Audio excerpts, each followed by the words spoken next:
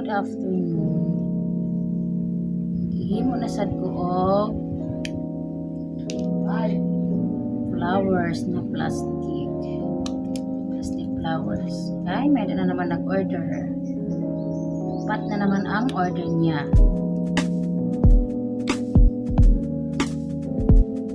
So may na natin tapos na isa, dalawa, tsaka pangatlo, wala pa siyang flowers, kaya ito gumagawa ako.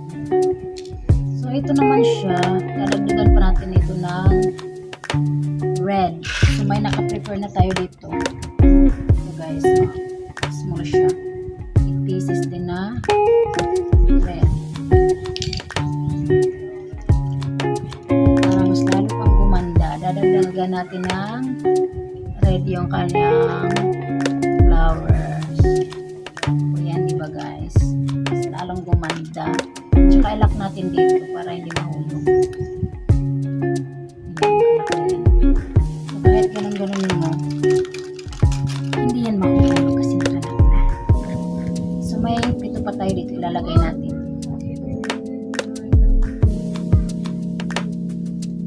Malapit na matapos ang isa. So sana umabot ang order niya sa Miyerkules.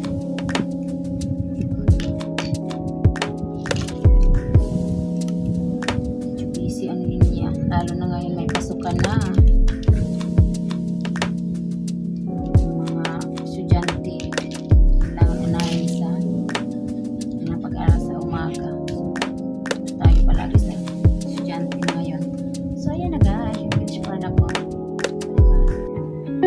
Kahit sabi mo yan nasisira.